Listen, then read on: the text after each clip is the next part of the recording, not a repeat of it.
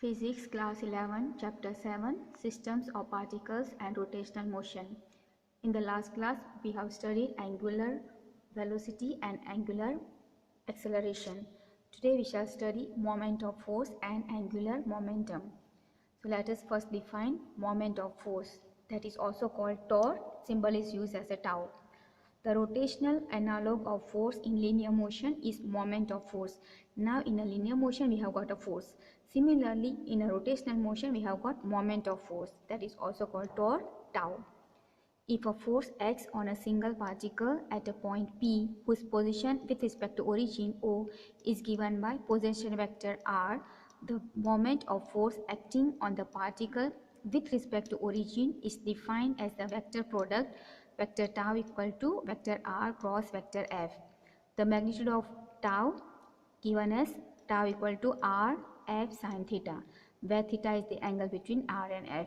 You can look in this figure. There is a point P whose position vector with the origin is given as vector R. There is the force F.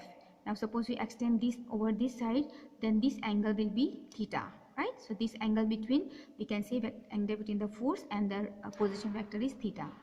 Now if you extend this force, okay, if you extend this line of force towards this side and draw a perpendicular from the origin, from O to this line which you are extending, so we get here this distance. If you apply in this triangle, right angle triangle, if you apply the trigonometric ratio sin theta, so sin theta is equal to opposite side divided by hypotenuse.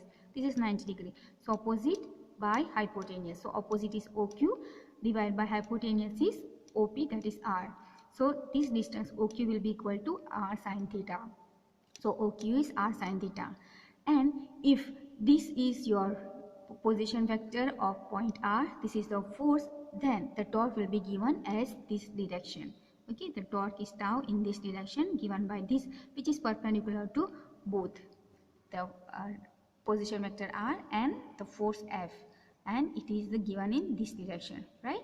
And the magnitude is given as torque tau equal to R F sin theta, where theta is the angle between R and F. R is the position vector of the point and F is the force applied on that point. SI unit of moment of force, that is torque, is given as Newton into meter. Okay, that is the SI unit, and the dimension is mL2 T minus 2. Now magnitude of tau, okay, that is torque, equal to, we can say tau equal to, I take this value RF sin theta.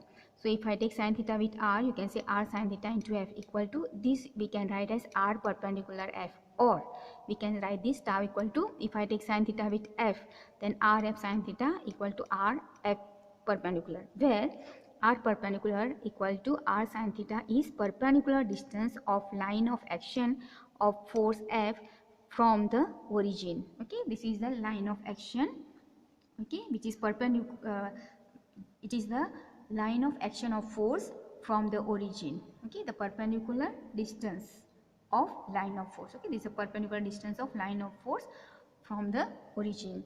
And F perpendicular, that is F sin theta, is equal to component of vector F in the direction perpendicular to R, and F perpendicular, that is F sin theta, is the component of F in the direction perpendicular to the position vector R. Now when you say that torque is 0, tau is 0, when we say tau is 0 if R equal to 0, okay, this position vector of the point P is 0, then you can say torque is 0. If the force, there is no force acting here, then torque is 0. And if theta equal to 0 degree or 180 degree, and if the angle between R and F, okay, the angle between R and F is either 0 or 180, then there will be no torque. Okay, so that is the, we can say that this is the definition of torque up to here. This is the magnitude, the unit, the dimension, and when you say that the torque is 0, there are three possibilities. If R is 0, then torque is 0, F is 0, torque is 0, and theta is either 0 or 180, then the torque will be 0. Next we have got angular momentum of a particle.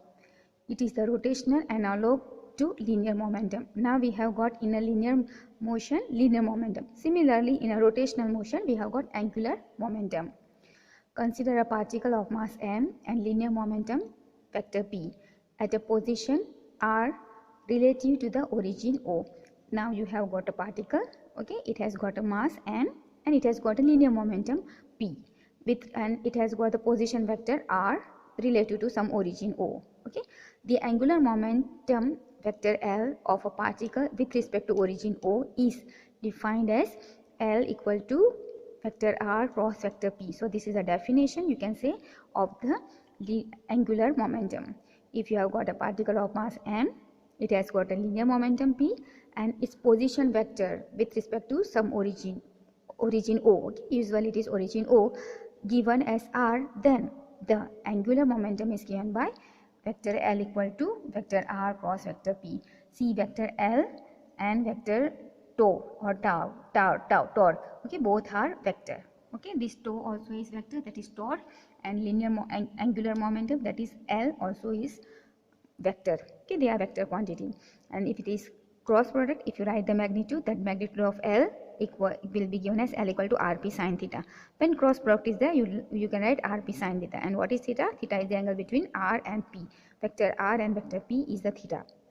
And similarly, how we wrote for this tau in perpendicular distance, so similarly we can write this L in the perpendicular distance as L equal to R P perpendicular or R perpendicular P, where R perpendicular, that is R sin theta, is a perpendicular distance of the directional line of vector P from the origin. So what is R perpendicular? It is the perpendicular distance of the directional line of vector P from the origin. Vector P means linear momentum.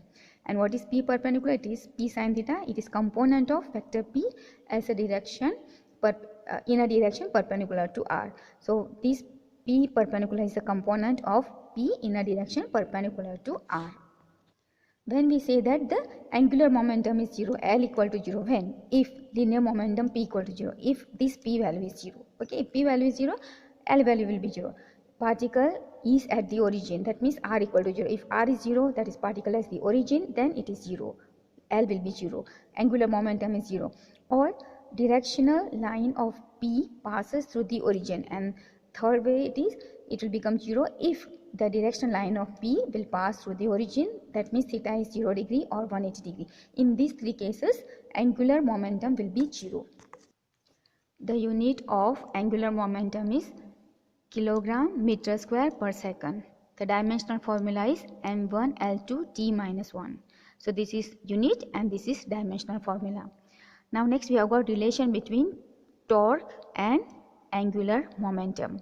So we know the formula of angular momentum. Just now we define the formula is R cross P. Vector L equal to R cross P. So I write here vector L equal to R cross P. Now we differentiate with respect to time. So when you differentiate here, dl by dt equal to d by dt of R cross P.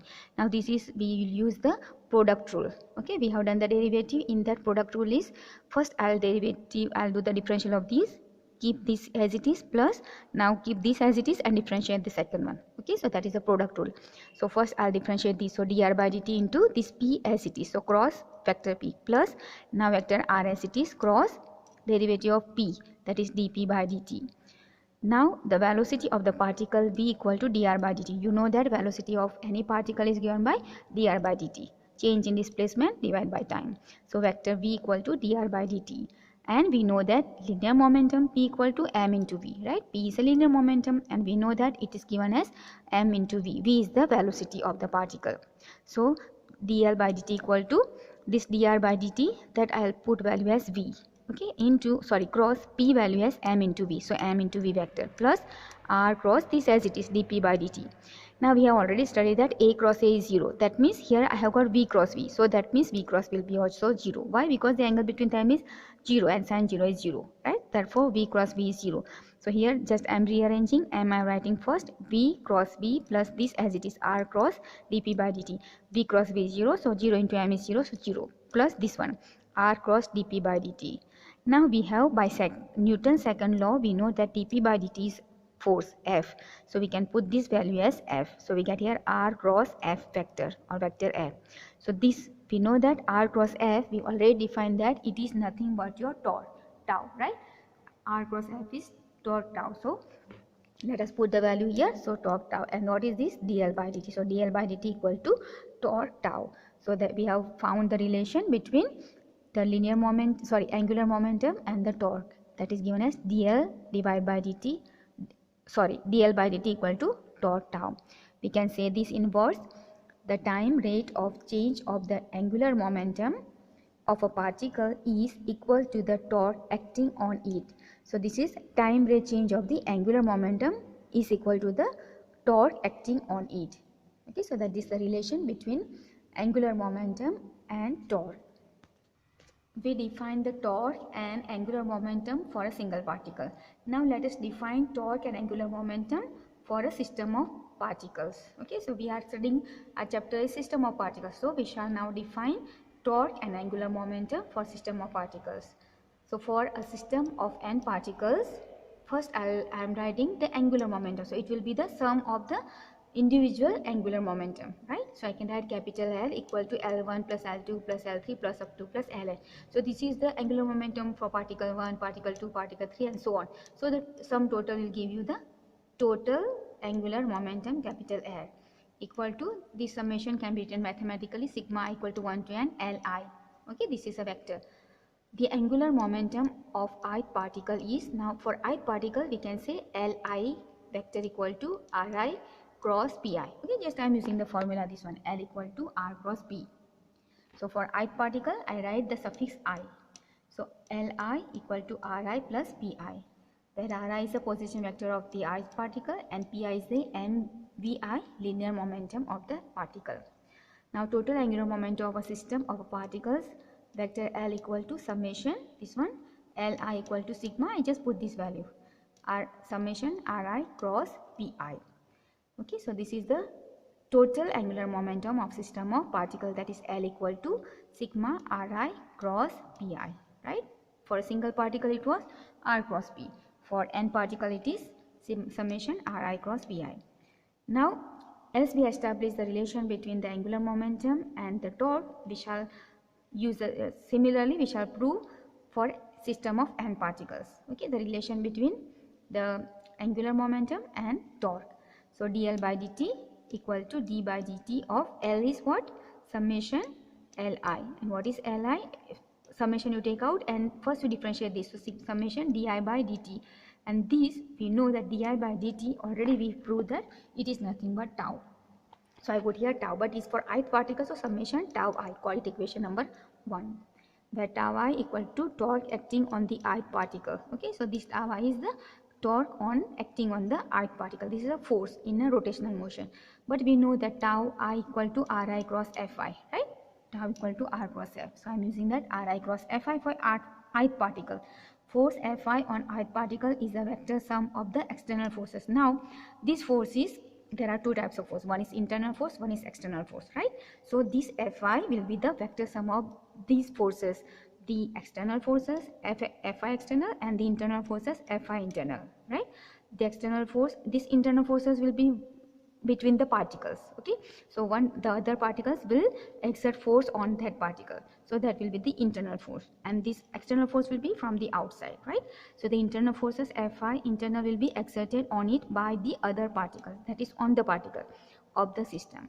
So tau equal to sigma tau I equal to, this will be, now if you have got external forces, internal forces, then the torque will be also because of external force, and internal force can be written this total tau equal to tau external into tau internal. Okay, why? Because forces are external as well as internal because between the particles, and external will be from the outside. Okay, so torque will be tau external plus tau internal, where tau external equal to summation Ri cross Fi external, and tau internal will be sigma Ri cross Fi internal. Okay, just writing separately what the external torque and the internal torque. Now we know by Newton's third law of motion that the forces acting on internal particles, the forces exerted by the particles on each other will be opposite and equal. So because of that the internal forces will be 0. Plus there is another reason that the internal forces will be 0. Why? Because these forces are directed along the line joining the two particles. The first particle is exerting force on the second is exerting force on the first. That force is along the line joining the two particles. Therefore, the internal force will be 0 by two reasons. Okay, One is by Newton's third law of motion, and second one is the forces are directed along the line joining the two particles. Therefore, the internal forces are 0. So torque internal will be 0. So tau internal equal to 0. That means the tau or the torque will be only because of the external force, that is tau external. Therefore, tau equal to summation tau external. From equation 1 we go back to equation 1 and place the value of tau sigma tau I. Okay, this value we shall place, this equal to this, so this value we shall place. So I place the value starting from dl by dt equal to tau, the summation of tau I will be summation of tau external, right? So you can write tau external. So dl by dt equal to tau external. Therefore the time rate of the total angular momentum of a system of particles about a point is equal to the sum of the external torques acting on the system taken about the same point. So this we can say that the time rate of total angular momentum, capital L is total angular momentum of a system of particle about a point is equal to the sum of the external torques. So sum of the external torques, not the internal torques, because it will be 0. Internal torque is 0, but external torque will be exerting. Okay, so because of the external torques acting on the system taken about the same point and taken at the same point.